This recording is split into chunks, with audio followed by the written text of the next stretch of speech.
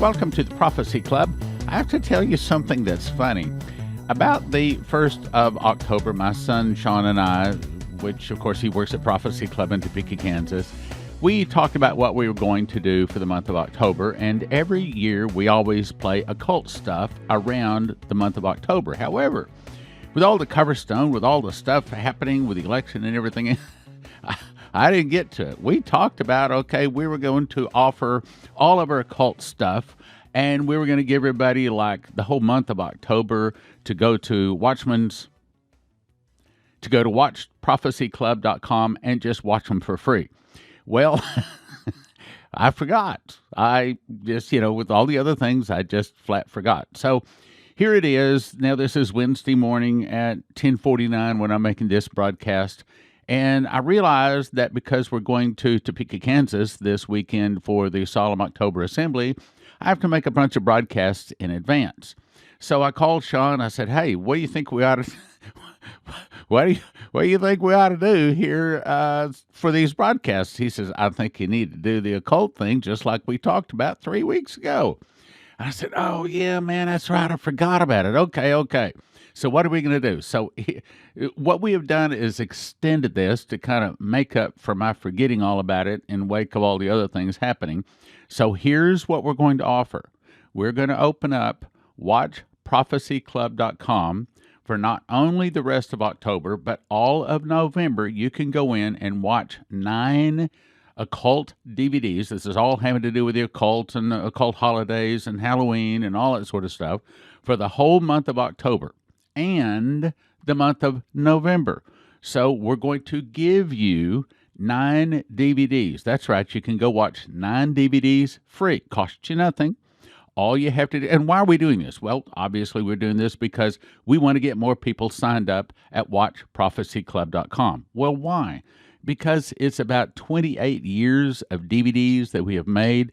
I think there's like around 300 of them up there. They're all up there for $20 a month or $200 a year. Obviously, $200 a year is the best deal. But it's fabulous for us and you. It's good for us because, hey, we don't have to take a phone call. We don't have to make a DVD, pack it up. We don't have to pay for shipping, none of that stuff. And you get it for a whole lot less. Instead of like $30 a DVD, you can watch 28 years of DVDs for $20 a month. I mean, it's a steal. It's the best deal. And I'm so glad that over all of these years, we made all of those DVDs and we kept all of those DVDs. So what we've got up there is loaded the very best copy that we have. So what we're making available is 9 DVDs based upon the occult and occult holidays and Halloween and all that sort of stuff. 9 of them you can watch for the whole month of October and November. That's all of October. I guess I realize it's almost gone. October and November at watchprophecyclub.com. And obviously, what we're hoping to do is to get you to be a regular supporter. $20 a month, you could go up there and watch any of these 300 DVDs for $20 a month or $200 a year. That's the best deal. And I thought about this, when we were setting this all up, and I said, man, that is like giving our stuff away. Do we really want to do that? I mean, so what happens if somebody just goes and signs up for $20 and then they watch all 300 DVDs and then they're gone? And then I thought, yeah, well, if you watch all 300 DVDs in a month, you'll probably not have much of an attitude left. So I think it's great that it's good for you. It's good for us. It helps the ministry. And, I mean, think about this. If we just had enough people going up and signing up at watchprophecyclub.com, it would help support what we're doing every month kind of as a base, okay? So it's good for you. It's good for us. So now I'm going to go and play a DVD that I looked it up here. It was made October 1997. It's Doc Marquis speaking. So this is 13 years old. I've heard people say that our voice changes. Well, boy, I just listened to this, and you're going to notice that there's a change in my voice. It's a much higher pitch 13 years ago. But anyway, here it is. I'm introducing Doc Marquis, October 1997, and it's called America's Occult Holidays. Welcome to the Prophecy Club, where we study and research Bible prophecy. Our topic tonight is America's Occult Holidays. Now, I was raised celebrating these holidays and doing things like trimming jack-o'-lanterns, and I went on trick-or-treat, and I didn't understand what I was doing either, so don't feel bad when you hear some things tonight that drop your mouth open and say, I had no idea what I was doing and what I was really celebrating. But in fact, there's a lot of occult behind our holidays. Now, that's not to say that we should not celebrate the birth of Jesus or the resurrection of Jesus. I will celebrate my Lord's holidays. But there is a lot of occult that is wound in them, and he's going to be exposing that. Well, who is he, and has he earned the right to talk about that? As a matter of fact, he has. His family has been in the Illuminati for 189 years, 7 generations. He's a third-degree master witch. He was raised in an occultic Illuminati family. And I asked him, I said, Doc, have you read books? Have you researched this? Did you go down to the library to learn all of these things? And he said, no. He said, this is just the way we lived. This is the way we celebrated our God. And Christians are celebrating the wrong God in some of these occultic ceremonies.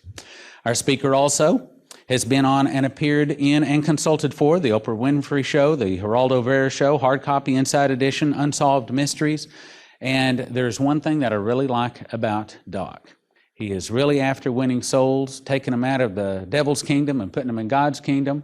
He is a real soul winner, and he loves the Lord. Will you help me welcome Doc Marquis?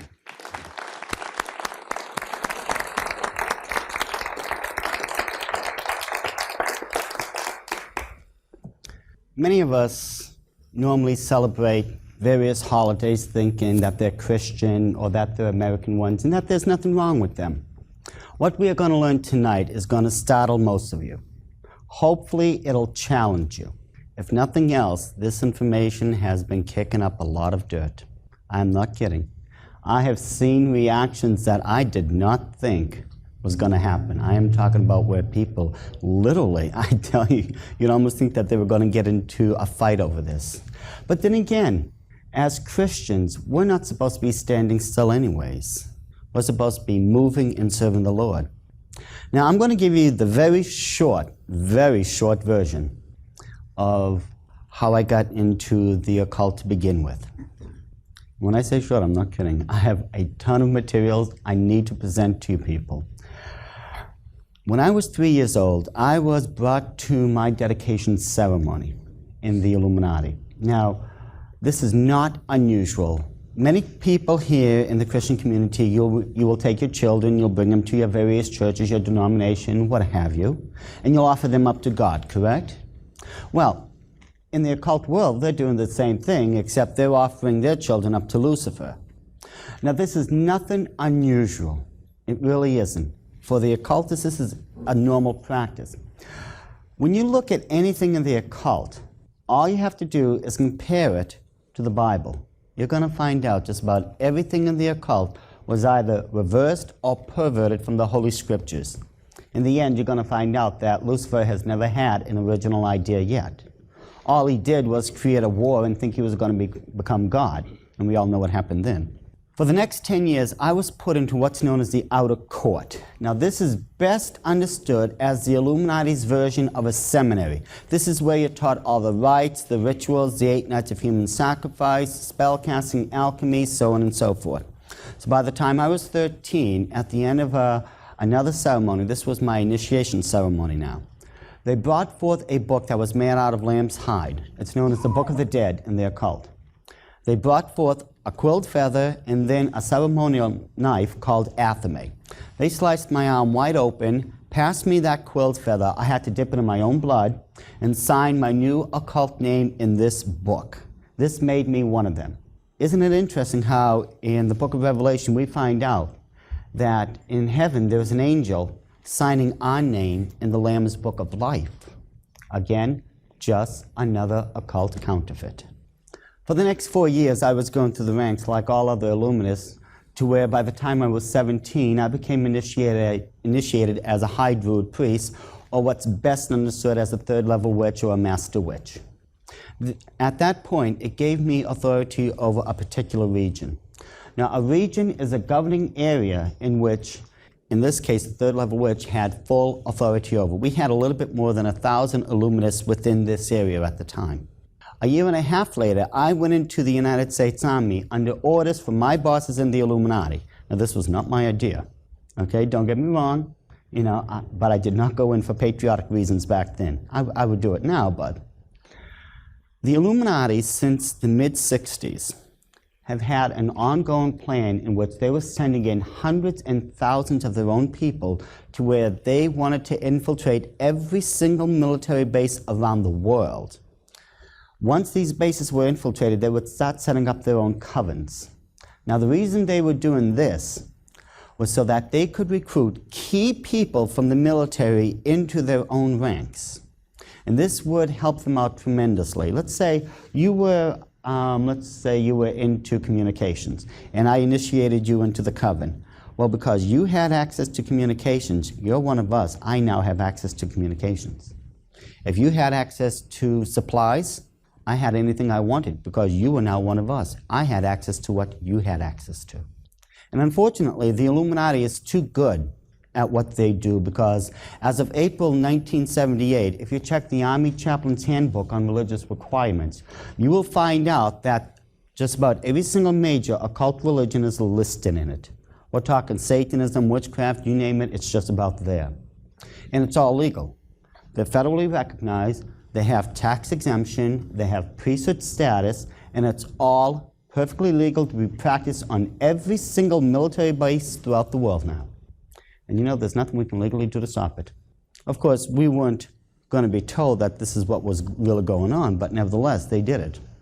Well, to make a very long story short, when I was at Fort Lewis, Washington, a young man, I didn't know him too well, he was just an acquaintance, walked up to me and started a conversation. Shortly after that, he had to leave, but he asked me if I wanted to go to church with him on Sunday. Back then, of course, there was no way you were going to get me to set foot in any church. But I have to tell you the truth. Let me tell you, for the next 3 years, my life literally was a nightmare. Because no matter where I went, and no matter how far I went, there were some born-again Christians just waiting to witness to me. I mean, they were falling out of the trees, jumping out of the bushes, and I am not kidding when I tell you this. This is the truth. I actually saw one jump out of a moving vehicle once to try to witness to me, but I ran faster that day than that Christian did. To wrap it up, as I was saying, I have a lot to present, but at the end of those 3 years, I finally saw what I was doing in light of what the Christians were saying all along. On April 15th, 1979, I went into a Christian church as a sold-out slave of Satan's, and I left as a born-again child of the King. And for the last 18 and a half years, I've been running a ministry called Christians Exposing the Occult, wherein they're trying to get people out of the occult. There's more going on nowadays than most Christians would realize. And it's sad. It really saddens me at times because we're the only ones who actually can be used of God to get these people out. And so many times, we just don't seem to be doing it. What we are going to be doing now, as I stated before, we're going to be going over certain holidays.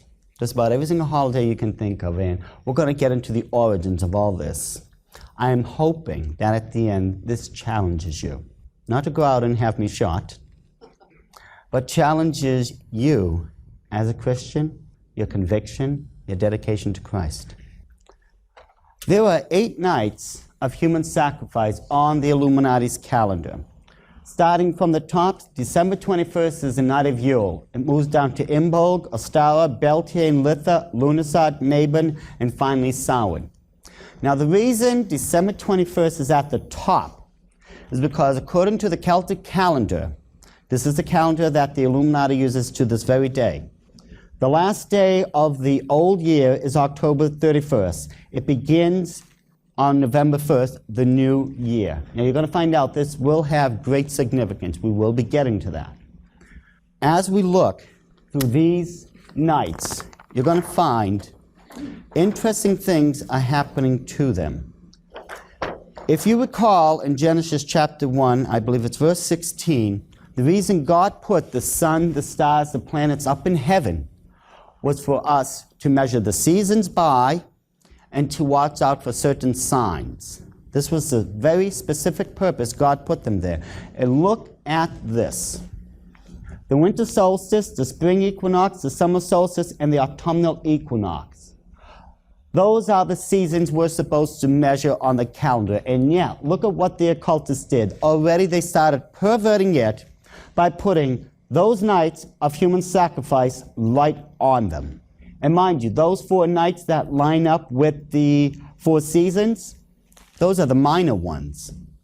That's to say, almost as if to say, well, God is so minor in his plans that we're not even going to bother to recognize them with the major holidays. Nevertheless, these holidays constitutes already a perversion of our calendar. And you're going to see just how bad this has really gotten. Starting with December 21st. From December 21st down to February 1st, there was a 6-week period. From February 1st to March 21st, there was a 7-week period.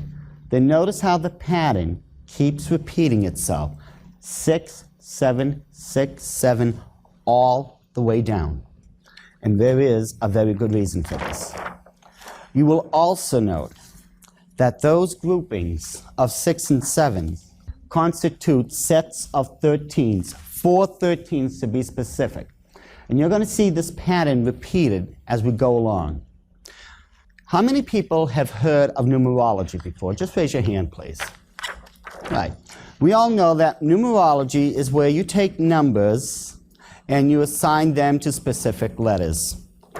There was another system in the occult that's known as Gematria. Gematria will give you the definition to all the different numbers. For instance, 19 is the number for faith, 35 is the number for hope, so on and so forth. The ones we want to concentrate on is the number 6, 7, and 13. 6 is the number for man, 7 is the number for God, and 13 is the number for depravity and rebellion. It's very important to remember this because when we look at these calendars, you're going to find out that by using this numerical pattern, what they are actually stating is that through depravity and rebellion, they're placing man above God.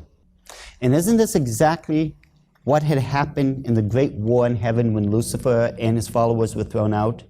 He wanted to be God. It was through rebellion that he was thrown out. And if you remember, the scripture even tells us, for witchcraft is as the sin of rebellion.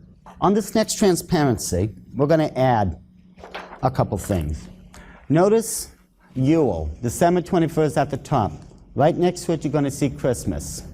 After that, we drop down to Groundhog's Day, which is on another night of human sacrifice, this one being in bold. May Day, on the human night sacrifice of Beltane, and Halloween on the human night sacrifice of Samhain. These are just some of the holidays, some of the major ones that we celebrate. And can you see how they're already lining up with these occult Sabbaths? And you're going to find out that there is a reason. As we go through this, you will also note we're going to add different ones to it. This time, we will add Inauguration Day, January 20th, Valentine's Day, February 14th, April Fool's Day, Independence Day, July 4th, July 19th, 1996, which was the Olympic Games. You will note that the next Olympic Games is going to be on the human night sacrifice of Mabon in the year 2000. Now, there was something strange going on with the Olympic Games. How many of you can recall the way that they started the 1992 Olympic Game openings? Does anyone recall what they did? They had an archer take an arrow and he had it lit. And he shot it into the air, it arced over and landed in the traditional Olympic bowl. This reminded me of the story of Prometheus, how he stole fire from the gods. Take a good look at this next transparency. You will notice that red spiraling object on top of the tower. That is the new Olympic bowl. Do you know what the papers were calling that? That was being referred to as the Olympic cauldron. And it was being properly referred to as a cauldron for some very specific reasons. First of all, just by looking at it, you can tell that this cauldron is a red one. It had to be red because the first family of the Illuminati, the head of it to this very day, Lord James Rothschild himself, his name Rothschild from the German means red shield. Second of all, you will notice how that cauldron is spiraling down and inwardly. There's a very good reason for that. When witches, especially those in the Illuminati, are concluding a lot of their ceremonies, they will dance in a spiraling formation. The reason it spirals inward is because they're bringing together, supposedly, great metaphysical energies to where at the end of the ceremony they will release all this through the cone of power, and then it will go out to do whatever they want it to do. It's for this reason that they do that spiraling, because of the spiral dance. Those jet flames up there were 18 of them. The reason there was 18 because it constitutes the triplicity of their favorite number, 6 plus 6 plus 6. That's why there was 18. Now, in the occult world, there are two gods, the god and the goddess. Semiramis is the goddess. Her son/husband, Nimrod, is the god. Now, when you see the crescent moon, this is the oldest symbol that recognizes the goddess, or Semiramis. When you see the five-pointed star, you're looking at what's known as a pentagram. This is the symbol for Nimrod. Now, when you see the crescent moon and the five-pointed star in the center of it, you are looking at the oldest sign in existence that symbolizes both God and goddess, Semiramis and Nimrod. If you will look right here, you will notice this is a crescent moon, and you will see the five-pointed star sitting right in it. If we were to take that out, you would see another crescent moon here with a second star right above it. And then after that, the last crescent moon under the bottom with that yellow star up there. This is the new emblem for the Olympic game. As I stated before, the next Olympic game is going to happen September 21st in the year 2000, Sydney, Australia. I can only imagine what they're going to do this time. I don't expect it to get any better. I'm expecting it to get a lot worse. There is a reason why these days were put in the specific pattern they were. Starting at the top. When we look at Inauguration Day, January 20th, this is when your president takes his oath of office. Do you know originally it was never that? It used to be November. The Illuminati had it moved up purposely to where it fit the pattern. And we're going to go with that pattern right now. You will notice Inauguration Day is exactly 13 days before the human night sacrifice of Imbolg. Valentine's Day is exactly 13 nights after the human night sacrifice of Imbolg. Easter, I will get into that afterwards. They have to use astrology to figure out when Easter is going to be every year. I'll explain that afterwards. All Fool's Day, or April Fool's Day, is exactly 13 weeks from the beginning of your calendar. Independence Day is exactly 13 days after the human night sacrifice of Litha. Last year's Olympic game was exactly 13 days before the human night sacrifice of Lunarsad. And if you notice, the next one is going to be exactly on the night of a human sacrifice. Are you beginning to see this numerical pattern? How all these 13s are lining up? Let's face it, we can't deny the mathematics of this. All you have to do is just sit down at the calendar and count. It will point out these are all separated by 13s. And there are reasons.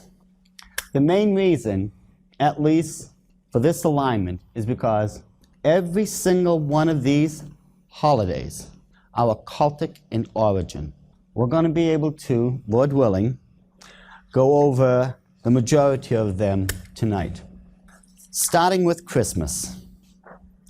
Now, I am very well aware that, of course, most people in the Christian realm, just about anyone for that matter of fact, believes Christmas has everything to do with the birthday of Jesus Christ, correct? However, when you look at the scriptures, there is no way, first of all, Jesus Christ could have been born on December 25th, as they like to state, because the Bible tells us that, if you look in the book of Luke, that the shepherds were still out in the field tending to their flock. To this very day, Judaic tradition teaches us they don't bring the sheep in from the fields until the second week of October. Christ could not have been born in December then. It had to have been right before that event had happened. If you have your Bibles, turn to Jeremiah chapter 10. There's an interesting event that's going on here, and then you tell me what this sounds like. Hear ye the word which the Lord speaketh unto you, O house of Israel. Thus saith the Lord, learn not the way of the heathen. Get that one memorized, folks. Learn not to do what these occultists are doing. What are they doing? Learn not the way of the heathen, and be not dismayed at the signs of heaven, for the heathen are dismayed at them. For the customs of the people are vain. For one cutteth a tree out of the forest, the work of the hands of the workmen, with the axe. They deck it with silver and with gold. They fasten it with nails and with hammers, that it move not. That's a Christmas tree. You go to the forest, chop it down with the axe, bring it home, nail it or put it in that little upright stand, take gold and silver trimmings, deck it all around, voila, you have a Christmas tree. We think this tree is supposed to be part of the birthday of Christ. How? That one's still a mystery to me. But I have to tell you, when you look at the occult religion, you're going to find out that there are very specific trees that are very sacred in the occult realm. Just a couple examples I put up here. The oak tree is the most sacred of all the trees for the Druids. The Druids were the high priests of the Celtic tribe. As a matter of fact, the name Druid from the ancient Gaelic means the men of oak. The Egyptian, well, they had plenty of palm trees around there. That became a very sacred tree to their god Ra. And of course in Scandinavia, where Odin was supposedly the chief god of the entire pantheon, he wanted the fir tree. Now, these people in the occult nowadays, they are still taking gold and silver decorations, putting it on their trees. A lot of them are taking cookies, putting them on the trees also after they've baked them. They will take chestnuts, tie traditional Christmas color ribbon around them, or I should say Yule ribbons. See, you call Christmas what it is. The occult, it's properly known as Yule. We'll get to that. But they will take the traditional colors, either red or green, tied around chestnuts and hang it from the tree. This is how just, some of the items became part of your so-called Christmas holiday. It is also, if you remember, the five-pointed star, the pentagram. Now I'm going to interrupt right there, and I'm going to encourage you again to go to watchprophecyclub.com. $20 a month or $200 a year. You can watch up to 300 DVDs anytime you want to. Watchprophecyclub.com, and this month, for October and November, we're making 9 of the occult videos available for you to watch for free. But that's right, we're just giving you 9 DVDs to go watch for free. Why? Because we are hoping and praying that you will like what is on watchprophecyclub.com, and then you'll sign up $20 a month or $200 a year at watchprophecyclub.com. You should at least go and watch a free video or two. Watchprophecyclub.com. Click like, share, and subscribe.